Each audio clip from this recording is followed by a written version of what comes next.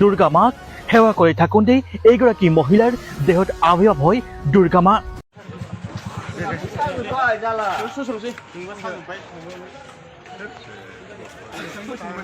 हाय हेलौ लोगोफोर आरो आं दायो नोंथांमोनखौ आंनि मोनसे गोदान भिडिअ फिन खेबसे बयखौबो बरायहरनाय थाबाय आरोना लोगोफोर। थ' लोगोफोर जायखियानो जादोंला नोंथांमोना बे मोनसे भिडिअखौहाय सोरनिबा निउस रादाब नङाब्ला इउटुब चेनेल फेसबुकफोरावहाय नुखाबायबो जानो हागौ अलरेडि नङा होमब्ला लोगोफोर। थ' लोगोफोर जायफ्रानोखि नुवाखै नोंथांमोना आंनि भिडिअनि गेजेरजों आंनि चेनेलनि गेजेरजों नोंथांमोना भिडिअखौ जोबजासिम नायलां अब्लानो बुजि मोनगोन आरोना।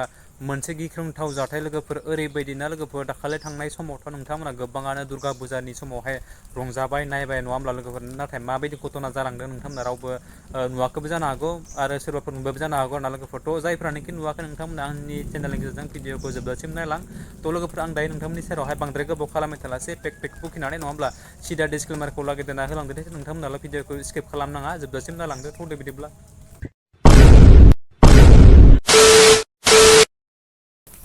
थ' लोगोफोर जायखियानो जादोंला बे समावहाय नोंथांमोना मैया दाखालि थांनाय समावहाय गोबां दुर्गा फुजानि समावहाय मेला नायथिंबाय रंजाबाय इन्जय खालामबाय नङा होमब्ला मोनाबिलि हर सान गिदिंबाय नङा होमब्ला लोगोफोर। थ' जायखियानो जादोंला बे समावहाय आं नोंथांमोननि सेरावहाय माबायदियै बे थांनाय दुर्गा फुजानि मेला समावहाय ओरैबायदि हरखाबै गिख्रंथाव जाथाय जादों बे जाथायखौ लानानैसो आं दिनै नोंथांमोननि सेरावहाय नैबे मोनसे कन्टेन्टखौ लाबोनाय जादों बा भिडिअखौ खालामनाय जादों आरोना लोगोफोर।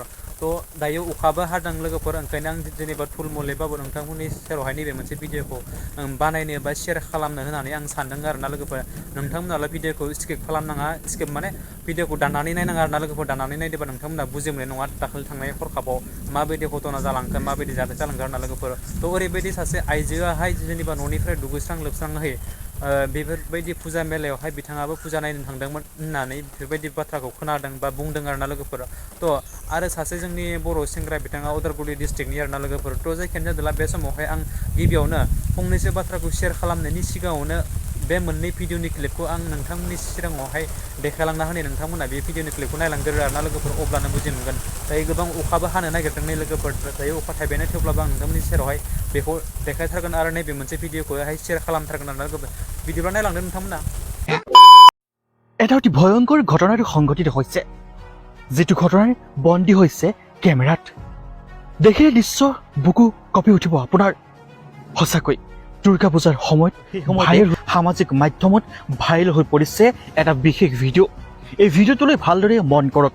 এগৰাকী মহিলাৰ দুৰ্গা পূজা চাবলৈ গৈছিল কিন্তু হঠাৎ মহিলাগৰাকী দেহত আবিৰ্ভাৱ হ'ল দুৰ্গা মা। और अभी तो रुको क्लाइमैक्स अभी बाकी है।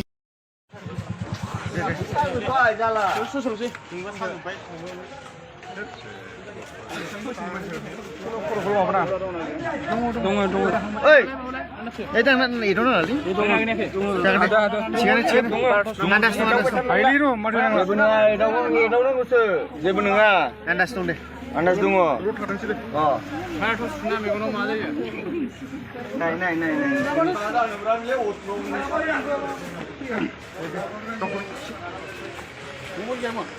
Mobil gimana lah anu? Mobil laki nih. Mana nih baru Bu? Yang laki.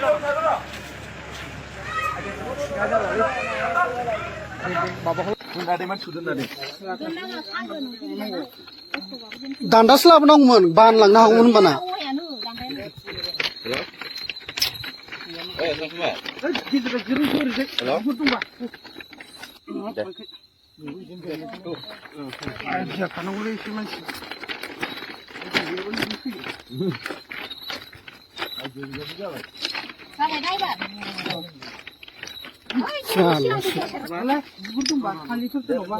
बे बेगाव मा दं नायदोलै माबादों ओरै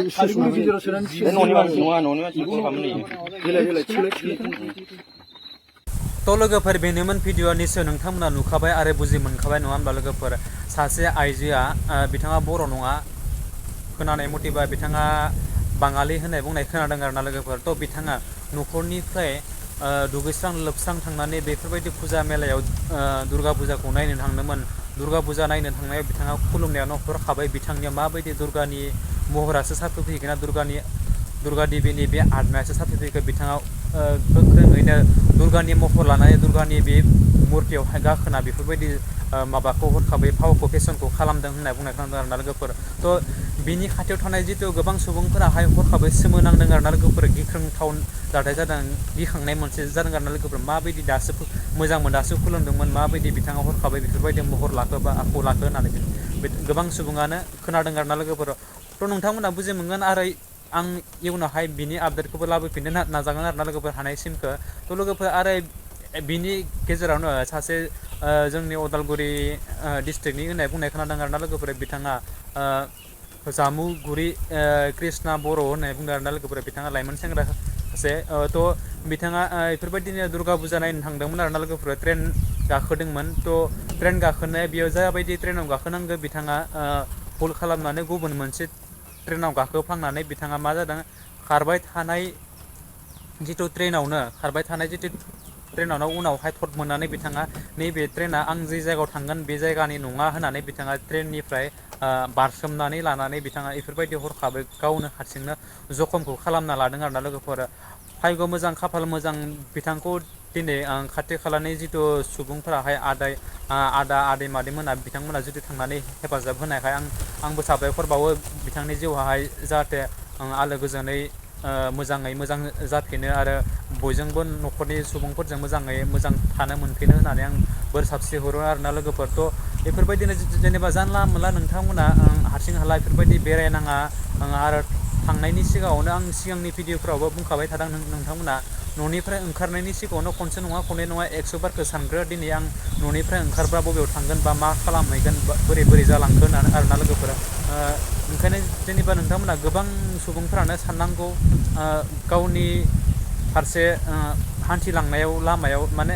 आजिखालिनि जुगाव गोबां हेंथा हेंसिया जानानै फैखायो नालाय ओंखायनो जेनेबा न'खरनि लांगोनानिफ्राय जुदि बाहेरायाव ओंखारलाङोब्ला नोंथांमोना गावखौनो एसे सानग्रो गावखौनो एसे केयारफुल खालामनानै लायो आरोना लोगोफोरथ' आं दायो नोंथांमोननि सेरावहाय बांद्रायखौ बुकिबाय थालासै नोंथांमोना अलरेडि मोनथिखाबाय माबायदि जाथाय जालांखो आरो आंनिफ्राय नोंथांमोना बांसिनानो बुजि मोननो हानाय सुबुं दंखायो गोहोआ दंखायो नङा होमब्ला लोगोफोर थेवब्लाबो आं जेनेबा थुलमुलै आं जाबायदि बुजिदोंमोन जाबायदि मोनथिदोंमोन जाबायदि शेयार खालामदोंमोन दायो गोबां अखाबा हाबाय लोगोफोर सरि नोंथांमोना बांद्राय बुजि मोनाखैबो जानो हागौ माथोखौ खोनायाबो जानो हागौ आरोना लोगोफोर बारबो बारसोदों गोबां आं दायो थांनांसिगोन माने आंनि रुमनि आं एसे बायजोआवहाय फैदोंमोन आरो लोगोफोर बायजोआव फैनानै आं नैबे मोनसे भिडिअखौ बानायदोंमोन थ' जायखियानो जादोंला नोंथांमोना जुदि नायनानै मोजां मोनदोंब्ला आंनि चेनेलावहाय गोदानब्ला आंनि चेनेलखौ साबस्क्राइब खालामदो लोगोसे लाइक कमेन्ट एन्ड शेयार खालामदो आरो नोंथांमोना नैफोरबायदि भिडिअखौ लाबोनायाव आंनि माबा मोनसे गोनां गोरोन्थि जादोंब्ला निमाहा होबानो जाबाय आंखौ आरोना लोगोफोर थ' थेंक इउ स' माच आरो नेक्स्ट भिडिअ फिन खेबसे लोगो मोनगोन बाय बाय लोगोफोर